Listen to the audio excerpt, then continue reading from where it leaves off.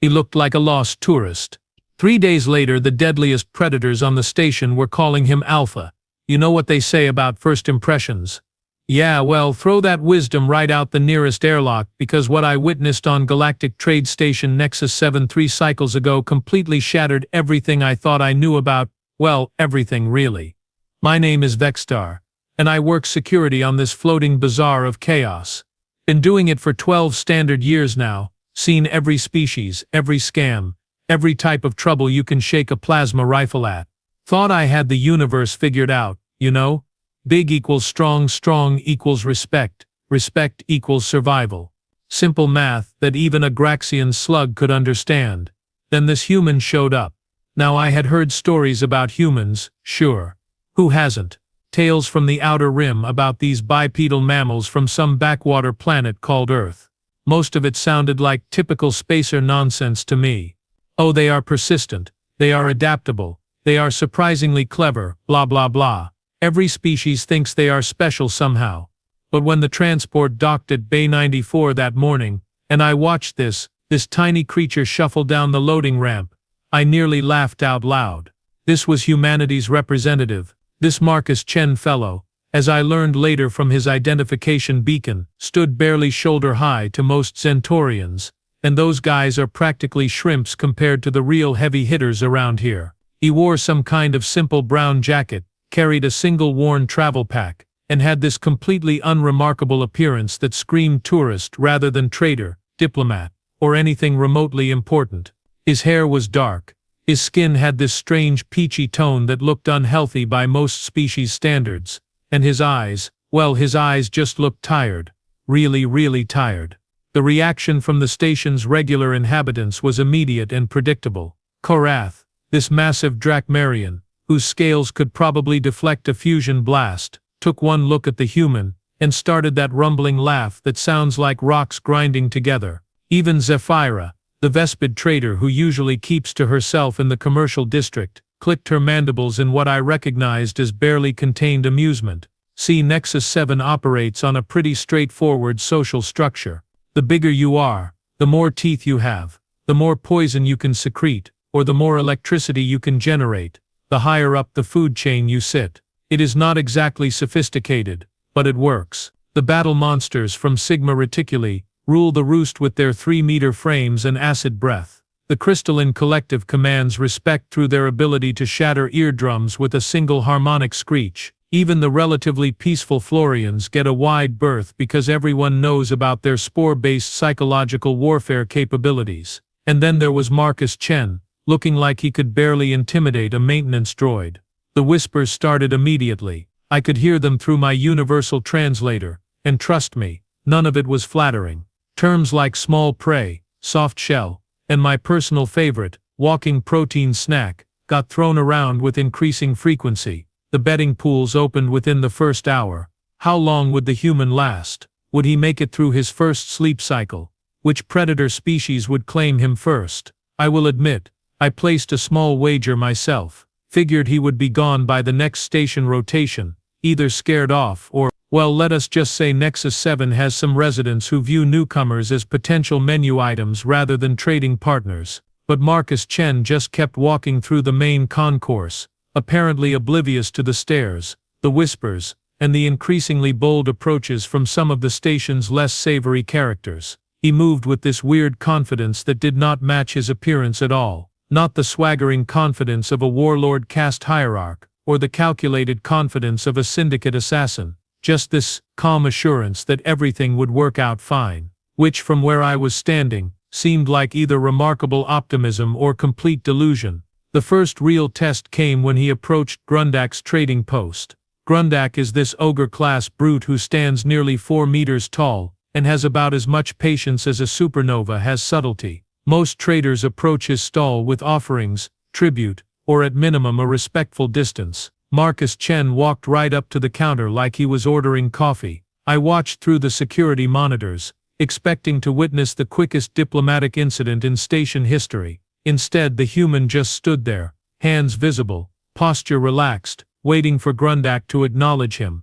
When the brute finally looked down and saw this tiny figure staring back up at him, his expression shifted through confusion, annoyance, and finally settled on predatory amusement. That should have been it. Game over. File the incident report and clean up whatever remained. But somehow, Marcus Chen was still standing there 5 minutes later, still calm, still patient, still very much not digested or crushed into paste. The conversation seemed almost normal, as normal as any interaction involving Grundak could be anyway. Word spread fast. Within the hour, half the station knew about the fearless little human who had somehow survived an encounter with one of our most notorious residents. The betting odds shifted slightly, but not by much. Most figured it was just luck, or maybe Grundak was having an off day. I should have known better, should have recognized the signs. But hindsight is 20/20, as the humans apparently say, and at the time I was just another observer watching what looked like the setup for a very short, very messy cautionary tale about knowing your place in the universe. By the second day, Marcus Chen had become something of a station curiosity. Not in the way that exotic artifacts or rare technologies generate interest, mind you. More like the way a three-headed Vorthan chicken might draw stares before someone decides whether it belongs in a zoo or a cooking pot. The human continued his peaceful wandering through the commercial sectors, seemingly fascinated by everything he encountered. He spent considerable time examining trade goods, asking questions that most vendors initially dismissed as naive, but gradually realized were surprisingly sophisticated. His inquiries about molecular composition, manufacturing techniques, and supply chain logistics suggested a technical background that his appearance definitely did not advertise. But here is where things got interesting. And by interesting I mean frustrating for everyone who had written him off as harmless entertainment. Every interaction Marcus had with station residents ended, well, not badly. That sounds simple, but you have to understand the baseline here. Nexus 7 operates on controlled chaos. Deals go south, tempers flare, weapons get drawn, and the cleanup crew earns their pay. It is Tuesday, basically. Yet somehow, every potentially volatile situation involving the human just diffused. Korath, the Drakmarian bruiser I mentioned earlier, tried to shake him down for protection money outside the hydroponic gardens. Standard practice, really. Korath approaches with his intimidation routine, shows some fang, flexes those impressive claws, and most sentients either pay up or run away screaming. Marcus Chen listened to the entire threat with this polite attention that made me wonder if his universal translator was malfunctioning. Then he responded with what sounded like genuine concern for Korath's financial situation, asked if the Drakmarian needed assistance finding legitimate employment, and offered to help review his resume. Korath stood there for a full minute, processing this response like his brain had hit a fatal error. I mean, what do you do when your intimidation target starts offering career counseling? Eventually he just wandered off, muttering something about soft-minded mammals and probably questioning his life choices. The pattern repeated itself throughout the day. Zephyra, the Vespid trader, tried to scam him with a classic overpriced trinket routine. Instead of getting angry or falling for it, Marcus complimented her craftsmanship, correctly identified the materials and manufacturing process, then politely declined while suggesting she might find better margins in the luxury goods sector.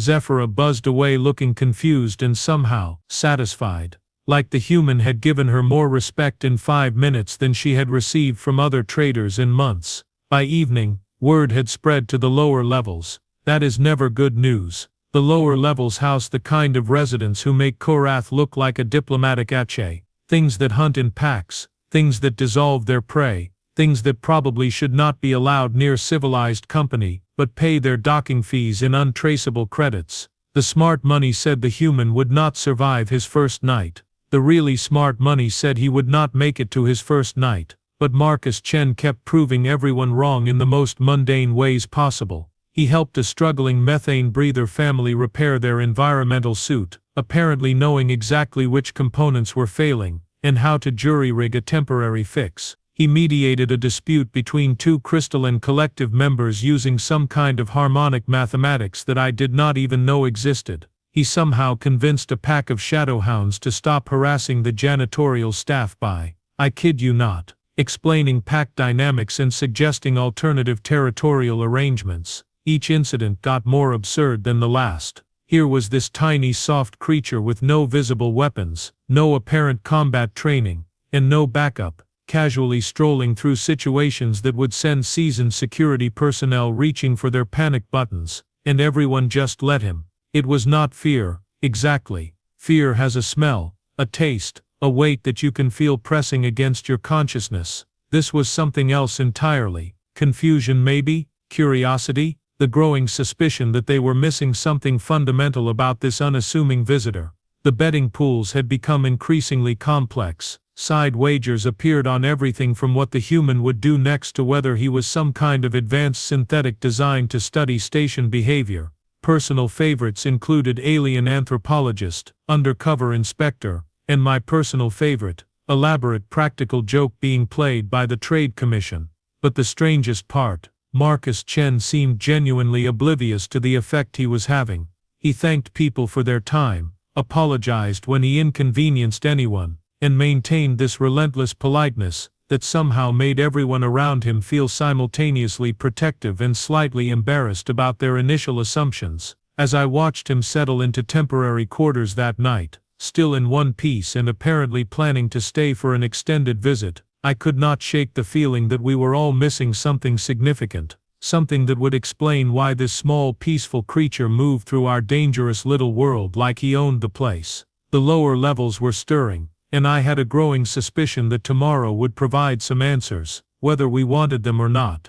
The third day started normally enough, which on Nexus 7 means 3 minor explosions, 2 diplomatic incidents, and 1 case of accidental time dilation in the engineering section. Just another morning in paradise, really. Marcus Chen appeared in the main plaza around midday, looking refreshed and carrying what appeared to be some kind of datapad. He had been making notes, apparently. About what, I could not say, but the methodical way he observed everything suggested he was conducting some kind of systematic study of station operations. That should have been our first real warning sign. The plaza serves as Nexus 7's social center, where different species gather to conduct business, share gossip, and occasionally engage in ritualized combat to settle disputes. It is designed with multiple levels and sightlines, supposedly to accommodate various physiological needs but really to give security personnel like me clear views of the inevitable trouble. Marcus had claimed a spot near the central fountain,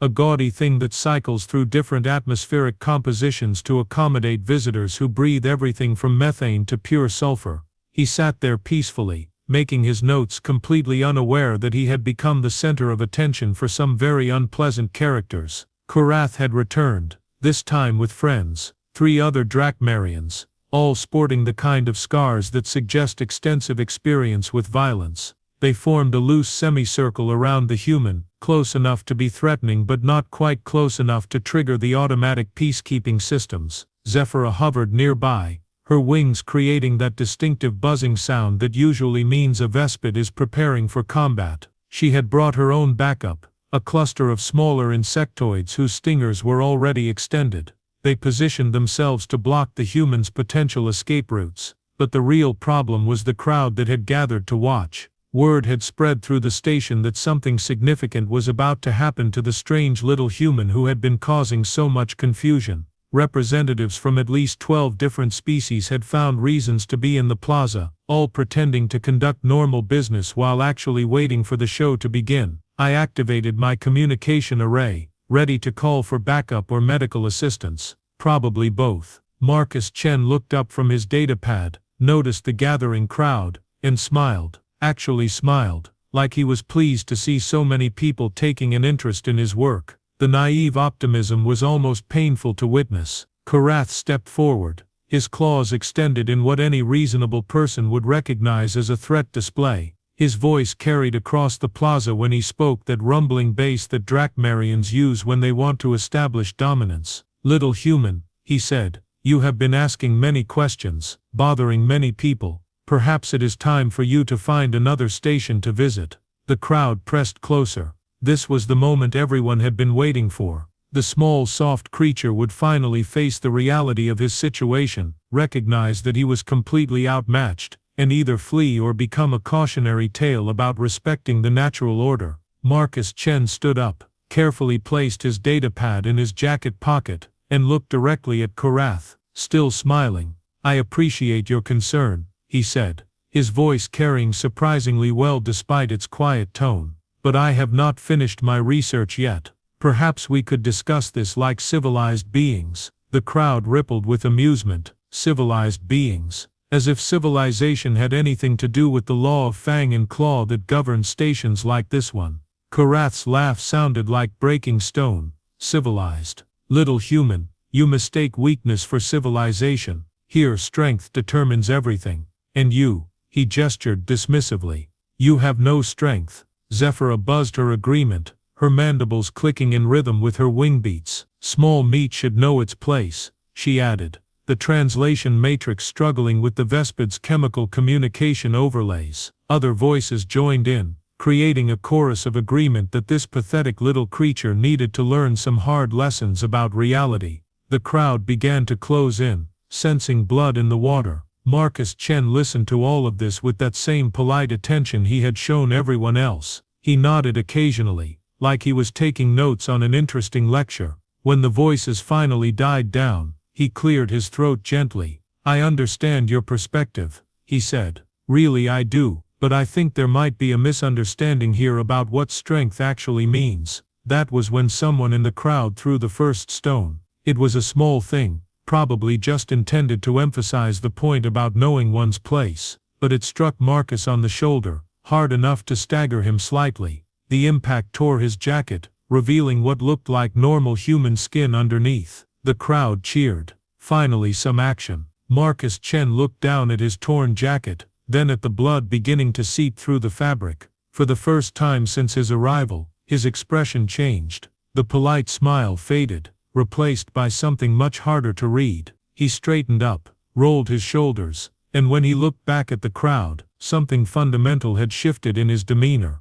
"Well," he said quietly, "I suppose we are doing this the hard way then." The temperature in the plaza seemed to drop several degrees. What happened next defied every assumption I had ever made about predator-prey relationships, natural selection, and the basic principles of survival that govern civilized space. Because that change in Marcus Chen's demeanor, that was not the desperate bravado of cornered prey preparing to fight hopelessly against overwhelming odds. That was recognition. The crowd sensed it too, though they could not have explained what they were feeling. That subtle shift from anticipation to unease, like prey animals suddenly realizing they might have misjudged which end of the food chain they occupied. The jeering died down to nervous muttering, then to complete silence as something began to move in the shadows beneath the plaza's upper levels. I had heard rumors about the lower depths of Nexus 7, every station has them, those stories about things that live in the forgotten corners, the abandoned sections, the places where even maintenance crews refuse to go without armed escorts. Urban legends mostly, tales meant to keep junior personnel from wandering into dangerous areas. But when that shadow began to flow upward through the plaza's multi-level architecture, I realized that some legends are just facts that have not been properly documented yet. The thing that emerged from the darkness was not quite like anything in the standard xenobiology databases. Imagine a creature designed by nightmares, given form by evolution's cruelest impulses, and then refined by millions of years of being the absolute apex of whatever ecosystem had produced it. It moved with liquid grace despite its massive size, each step silent despite claws that could have shredded battle armor like tissue paper. Its hide was the color of deep space, not black exactly, but something that absorbed light and refused to give it back. The head was elongated, predatory, with eyes that reflected available light like pools of molten silver. When it opened its mouth, the teeth that appeared were not fangs in any conventional sense but rather precise instruments of destruction, evolved specifically for ending other life forms as efficiently as possible. But the most terrifying thing about this creature was not its physical presence, it was the immediate, absolute silence that fell over the entire plaza as every sentient being present recognized, on some primal level, that they were in the presence of something that could kill them all without particular effort or interest. Korath, the Drakmarian bruiser who had been so confident moments before, began backing away slowly, his threat display forgotten in favor of basic survival instincts. Zephyra's wings stopped buzzing as she froze in place, probably hoping that stillness might somehow make her invisible to those terrible silver eyes. The crowd scattered like leaves in a hurricane, suddenly remembering urgent business elsewhere. Within seconds the plaza had emptied except for Marcus Chen, the creature, and a handful of security personnel too stunned to move. I watched through the surveillance feeds as this apex predator, this living weapon that had emerged from the station's deepest shadows, approached the small human who stood waiting in the center of the plaza. Every instinct I possessed screamed warnings about intervening in what was obviously about to become a feeding situation. The creature stopped just outside of arm's reach and lowered its massive head until those silver eyes were level with Marcus Chen's face. For a long moment, predator and human stared at each other in perfect stillness. Then the creature made a sound, not a roar, not a growl, not any of the threatening vocalizations you might expect from something built for violence. It was almost like purring, a deep thrumming vibration that seemed to resonate through the plaza's deck plating. Marcus Chen reached out slowly, deliberately, and placed his hand on the creature's muzzle. "Hello, Shadowfang," he said quietly. "I wondered when you would show up." The creature, Shadowfang apparently, pressed closer to the human's touch and made that purring sound again, louder this time, with what I could only interpret as contentment. "Miss me?" Marcus asked, and I swear the thing nodded. From the shadows around the plaza, more shapes began to emerge. Smaller versions of Shadowfang, moving with the same liquid grace, the same deadly precision. They arranged themselves in a protective circle around Marcus and their apparent leader, creating a living barrier between the human and anyone who might still harbor hostile intentions. The betting pools had just become very, very quiet. Marcus Chen, it seemed, had friends, the kind of friends that redefined the entire concept of food chain hierarchy. And judging by the way Shadowfang was looking around the plaza, anyone who had threatened Marcus was about to learn some very painful lessons about the nature of true predators. The silence that followed was the kind that makes you acutely aware of your own heartbeat, assuming you have a heart and it has not stopped from sheer terror. Shadowfang's silver eyes swept across the plaza with methodical precision, cataloging threats, measuring distances, calculating the most efficient methods for dealing with anyone foolish enough to have harmed his human. Because that is what Marcus Chen clearly was, his human. The possessive body language was unmistakable, even across species barriers. Shadowfang positioned himself so that Marcus remained within easy protective reach while maintaining clear sight lines to every potential escape route. The smaller pack members had spread out in a formation that any military strategist would recognize as a textbook defensive perimeter. This was not random animal affection. This was organized, intelligent, and absolutely lethal loyalty. Marcus Chen scratched behind what might have been Shadowfang's ear, producing another one of those bone-deep purring sounds. "Easy, old friend," he said softly. "No need for violence. Not yet anyway." The yet part of that statement hung in the air like a promise and a threat rolled into one neat package. Koreth, who had been slowly backing toward the nearest exit, stopped moving entirely when Shadowfang's attention focused on him.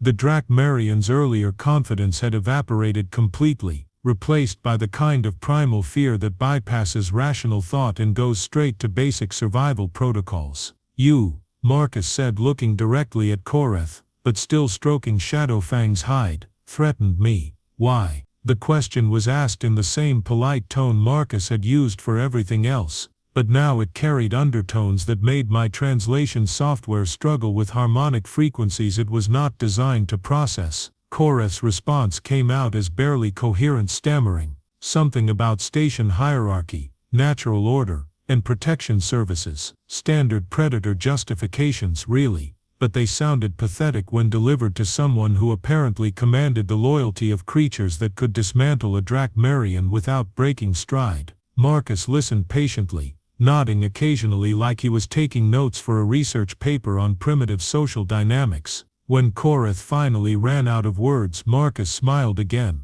not the polite, patient smile from before, something with more teeth in it. "I see," he said. "You assume that because I am small and prefer peaceful solutions, I must be weak. That is interesting.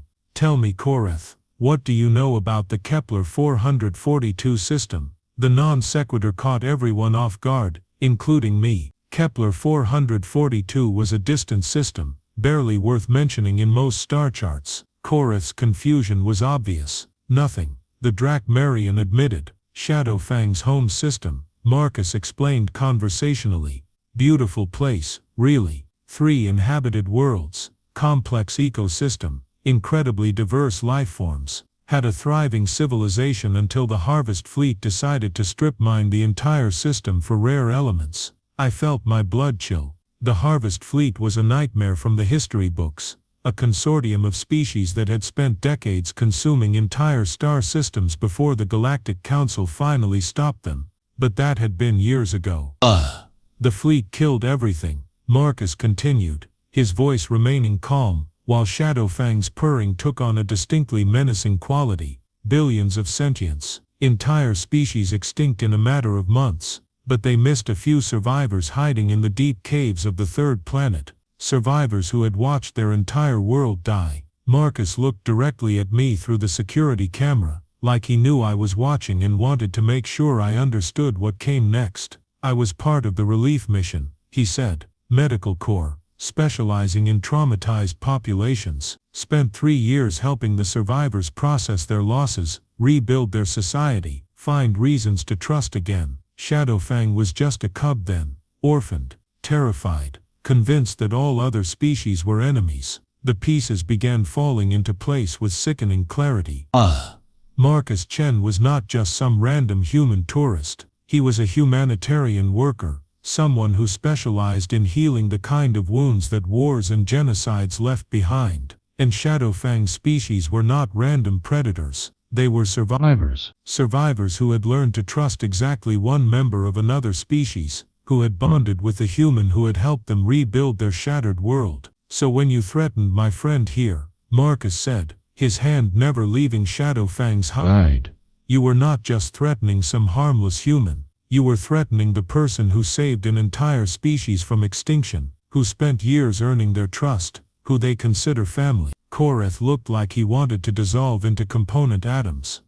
Marcus continued pleasantly. I believe you mentioned something about protection services. Interesting proposal. Shadowfang, what do you think? Should we accept Korath's offer to protect us? The sound that emerged from Shadowfang's throat was not quite laughter, but it was definitely amusement. Dark, predatory amusement that suggested several creative interpretations of the word protection. Within minutes, word had spread throughout the station. The small human was not prey. The small human was the alpha of a pack that could reclassify every species on Nexus 7 as food if they chose to. And judging by the respectful distance everyone suddenly maintained, that message had been received with crystal clarity. Marcus Chen had not changed. He was still polite, still patient, still preferred peaceful solutions to conflicts. But now everyone understood that his preference for peace was a choice, not a limitation. And choices, unlike limitations, can always be reconsidered.